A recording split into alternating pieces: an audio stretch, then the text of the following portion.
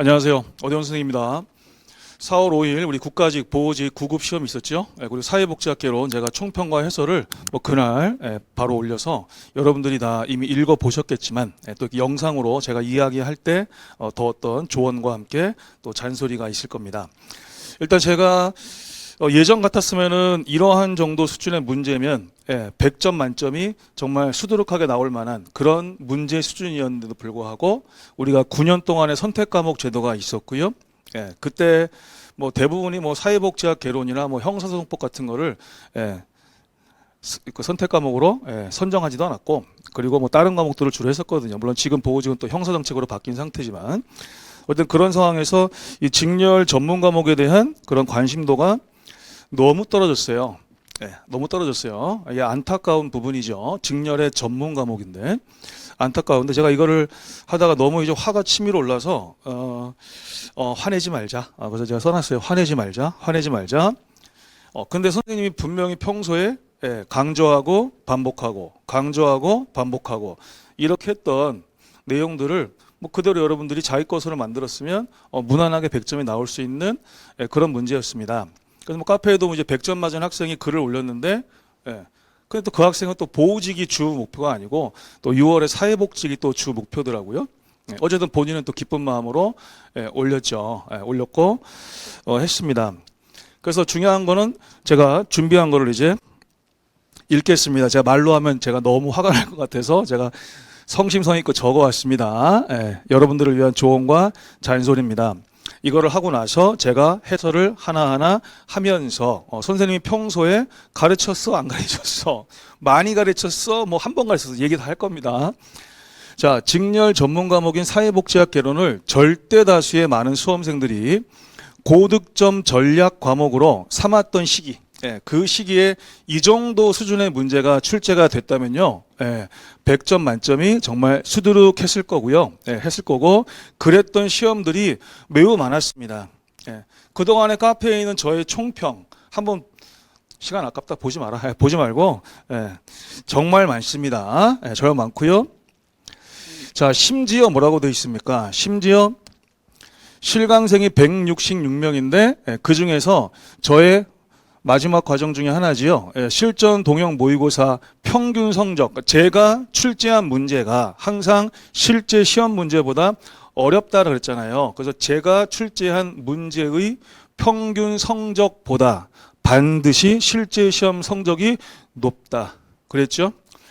자, 그랬을 때 그 성적이 166명 중에서 100등 안에도 들지 못했던 학생, 100등 밖에니까 휴먼 장학금하고는 아무런 상관이 없는 그런 학생들 중에서도 100점 만점이 여러 명 나왔던, 와, 얘네들이 꿈이나 꿨겠습니까? 자기가 100점 맞으리라? 근데 얼마나 이게 적중률이 높았길래 그 단기간에 올렸을까 이거잖아요. 그렇게 해서 그런 경우도 있고, 이번 보호직 문제가 그 정도 수준의 문제였습니다. 그 정도 수준의 문제였습니다. 제가 이제 이런 정도의 수준이면은 이런 이제 표현을 제가 몇 번을 했어요. 야, 이번 이런 문제에서 100점 맞은 거 그냥 정상이야. 그냥 정상이야. 그리고 하나 틀렸어? 좀 아깝다. 실수. 다 실수로 틀렸어요. 실력으로 틀린 게 아니고. 근데 실수도 실력이라는 얘기지. 그리고 90점이면 뭘까? 알아서 생각하세요. 이런 수준의 문제에서. 근데 또 보호직은 사회복사 자격증이 없는 학생들이 대부분이고, 근데 거기에 사회복지학 개론에 대한 고득점 목표까지 없다면, 당연히 노력을 덜 하겠죠? 노력을 덜 하면 뭐 성적도 당연히 떨어지지 않겠습니까? 너무 안타깝습니다. 예전에 우리 보호직 학생들 안 그랬는데 선택 과목 9년 동안의 그 폐해가 아직까지도 이어지고 있어요. 보세요. 사회복사 자격증을 필수로 하면서 사회복지학 개론을 고득점 전략 과목으로 삼고 그것에 맞춰 노력하는 사회복지직 수험생 제자들의 경우 100점 만점뿐만 아니라 적어도 90점 이상, 우리가 90점 이상은 대야 사실 고득점이죠, 그렇죠? 적어도 90점 이상의 고득점자들이 매년 다수 나오고 있어요. 하지만 보호직의 경우는 선택 과목 제도 이후 그 9년 동안 사회복지학을 거의 선택을 안 했다니까. 이제 사회하고 행정학 해가지고 막 이직 열받다가 저직 열받다가 막 그랬습니다. 그때 그런 시대예요. 그리고 이제 2022년부터 다시 정상화가 됐죠. 그렇죠? 다시 정상화가 됐는데 그 이후에도 아직까지도 이런 학생들이 현저히 감소했습니다. 예전에 사회복지학교는 뭐 쉽고 어쌤이 잘 가르쳐 주시고 그것만 따라가면은 무조건 고득점이야 이랬는데 이렇게 지금 흐름이 바뀌어 버렸어요. 하지만 뭐 이게 제가 뭐 반드시 잘못됐다 뭐 그렇게 생각하지는 않습니다. 보세요. 나 보호직인데 사회복지학교는 고득점 욕심 없어. 그 대신에 타 과목들 국어, 영어, 한국사, 형사정책 타 과목들을 고득점 전략 과목으로 나 삼았어. 사회복지는 그냥 난 대충 봐도 돼. 그리고 열심히 공부했어. 그래서 그런 보호직 수험생이 만약에 자신의 목표대로 사회복지학교로는 뭐 열심히 안 했으니까 뭐 못 보더라도 다른 네 과목을 자신의 목표대로 성적을 거두면 무난히 합격합니다. 제가 항상 얘기했어요. 어느 과목을 더 잘 보고 덜 잘 보든 합격만 하면 되는 거다.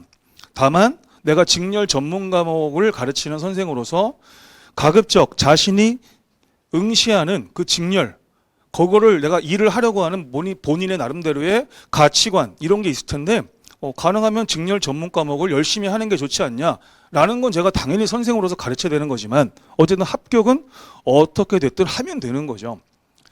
자, 그러면서 사회복지학 개론이 고득점 전략 과목에 포함되어 있는 사회복지직 수험생들은 어떻습니까? 나 사회복지직이야. 근데 나 사회복지학 개론 고득점 받을 거야.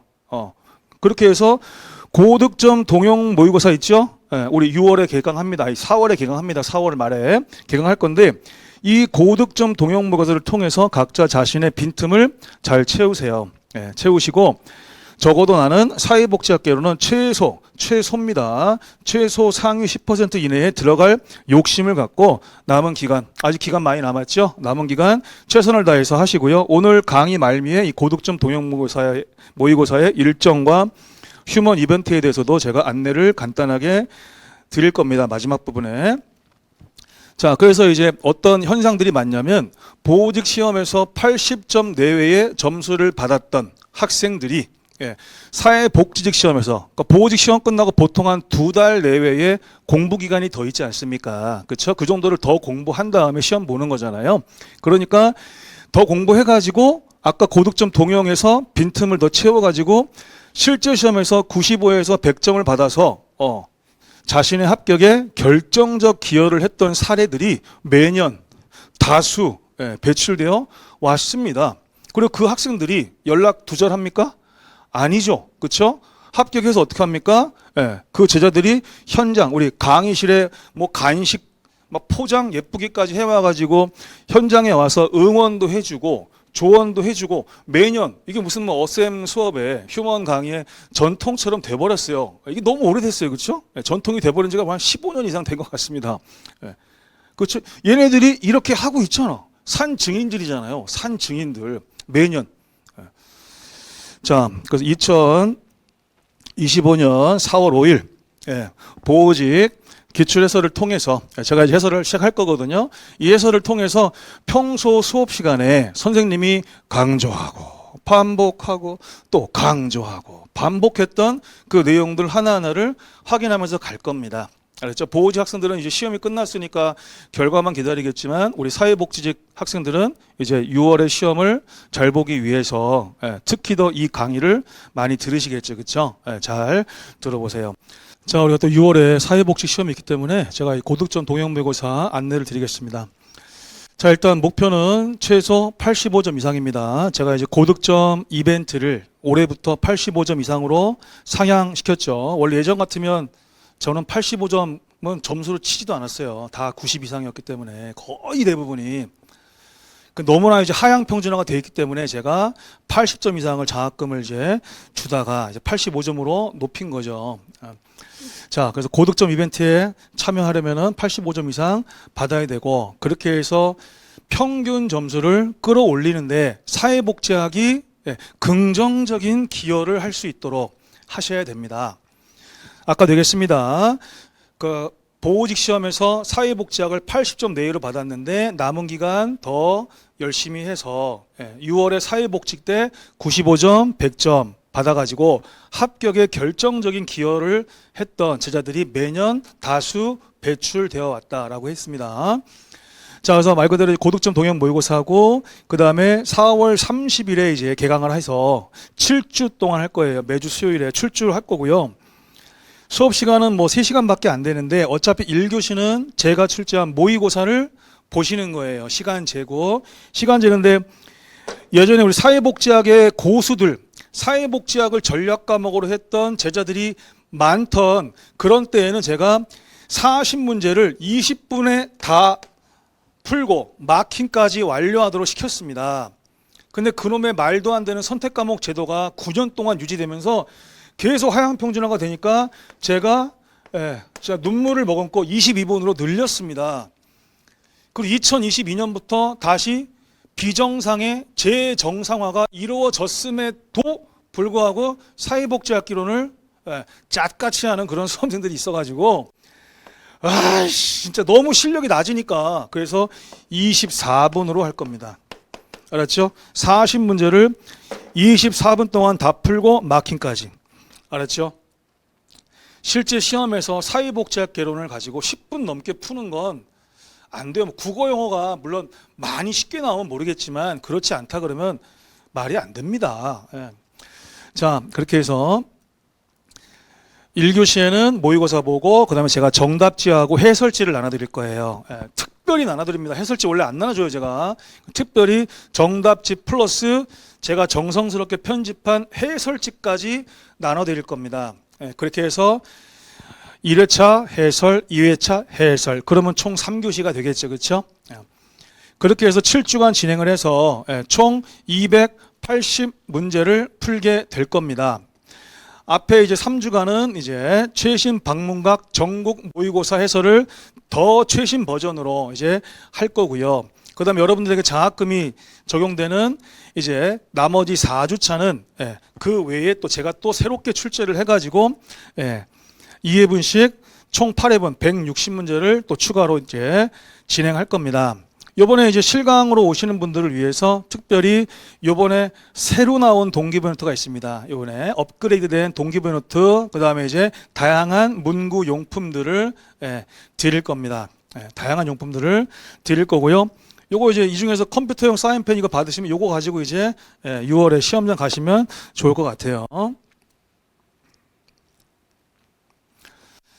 자, 그렇게 하고 이제 휴먼 장학생은 이제 금년부터 제가 완화시켰죠. 그래서 70점 이상부터 장학금을 지급하기 시작한다 그랬지요. 이렇게 쭉 갈 거고요. 80점 이상이면은 연번이 있는 상장까지도 받으실 거고요. 그다음에 여러분들이 지금은 보호직 시험 끝나고 지금 사회복지학 수업이 없는데 고득점 동형태까지 나는 무엇을 하면서 고득점 동형 모의고사를 대비하고 있으냐, 이걸 많이 궁금해 하시더라고요. 자, 보세요. 일단 기본 전제가 뭐냐, 수험생이라면 적어도 과목별로 기출 문제집은 다 완파해야죠. 그렇죠? 열심히 했든 덜 열심히 했든지 간에 과목별로 기출 문제집도 안 본 수험생이 있을까요? 그건 말이 안 되잖아요. 그래서 어떤 방식으로든 기출 문제집은 공부를 했거나 현재 하고 있거나 그러겠죠. 그렇죠? 이건 기본 전제입니다. 그랬을 때 이제 요번에 보호직 시험을 기준으로 내가 좀 기본 실력이 괜찮네. 요번에 나 90점 이상 나왔어. 아까 이제 100점 맞은 학생도 있었잖아요. 그렇죠? 방심하시면 안 됩니다. 그래서 보호직 때 잘 봤다고 해서 6월에 무조건 잘 보는 게 아닙니다. 왜냐하면 자기가 보는 시험은 더 떨려요. 긴장이 더 된다고. 그래서 어쨌든 90점 이상 정도가 나왔다 그러면은 본인이 알아서 하세요. 스스로 하십시오. 제가 조언이 필요 없을 것 같고요. 뭘 돌리든 돌리세요. 그다음 기본 실력이 그냥 보통이다. 요번에 보호직 기준으로 한 80점에서 85점 나왔다. 그러면 알아서 반복하되, 알아서 회독을 반복하되 필요에 따라서 인강을 돌리세요. 인강을 뭐 이 정도 실력이면 제 생각에는 뭐 핵심 요약이나 뭐 기출이나 아니면 이제 뭐 단원별 문풀이나 모의고사 있죠. 그렇죠? 그런 것들 중에 안 드는 게 있을 거 아닙니까? 있으면 한 번 더 돌려보라는 거죠. 그렇죠? 그 다음에 이제 기본 실력이 미흡하다. 난 이번에 보호직 기준으로 80점도 못 맞았다. 그러면 진짜 너무 공부 안 한 거 아닙니까? 그랬을 때는 이론 강의, 작년 7, 8월에 했던 이론 강의 있죠. 기본기가 너무 약한 거잖아요. 기본기가 너무 약하니까 작년에 촬영한 그 이론 강의를 1.5배속 이상으로 한 번 더 듣거나 진짜로 안 들었으면 새로 듣거나, 한 번 들었던 사람이면 다시 들으라는 얘기입니다. 다시 그렇게 해서 빠른 배속으로 돌리세요. 그럼 이 안에도 또 OX가 있거든요. 그럼 OX를 잘 보기 위해서 복습을 당연히 해야죠. 당연히 하고, 그리고 나서 고득점 동영 모의고사 들어오세요. 그럼 여러분들이 또 점수를 보겠죠. 그렇게 해서 동영 모의고사가 개강된 이후에는 핵심 요약 노트를 매주 회독하면서 매주 따라오시면 됩니다. 그럼 회독을 할 때마다 머리에 저장되는 양이 늘겠죠. 양이 느니까 본인의 점수가 조금씩 올라가겠죠. 그리고 실제 시험장 가면 어떻게 될까요? 본인이 기대한 거 이상으로 시험을 잘 보는 학생들이 많다라는 겁니다. 왜? 그만큼 빈틈을 찾아 드릴 거고, 그걸 찾았을 때 본인들이 얼마나 채우는가의 싸움인데, 적어도 사회복지학 개론이 고득점 전략 과목이라면 남은 기간만큼이라도 잘하셔야죠. 잘하셔야죠. 그래서 이제 강의 세부 일정인데요, 별거 없습니다. 자, 그래서 뭐 1, 2회 모의고사 보고 해설, 3, 4회 모의고사 보고 해설. 근데 마킹 포함해서 24분으로 선생님이 대폭 늘려놨다. 그래서 요 설명을 지금 여기다가 이제 해놨고요. 당연히 최근 법령 개정 사항을 모두 당연히 반영할 거고요. 그래서 쭉 가겠죠? 쭉 가고 마지막에 7주차 우리 6월 11일 때 이제 마지막 13, 14회를 보고 나서 해설하고, 그 다음에 이제 장학생 시상을 하도록 하고, 그리고 이제 마지막 해설을 하고, 요 날은 제가 특별히 장학생들하고 같이 저녁 식사도 제가 할 생각입니다. 저녁 식사도 할 생각입니다. 그리고 6월 21일에 사회복지직에서 고득점 받고 평균 점수를 끌어올려서 합격하는데 기여할 수 있게끔 이렇게 할 겁니다. 사회복지학이 전략 과목이 아니면 뭐 우리 보호직 학생들처럼 다른 4과목 잘하시면 되는데, 만약 사회복지학 개론이 전략 과목이라면 남은 기간 잘하셔가지고 적어도 상위 10% 안으로는 들어가셔야죠. 적어도. 자, 이렇게 해서 제가 조언과 잔소리까지 마치겠습니다. 수고하셨습니다.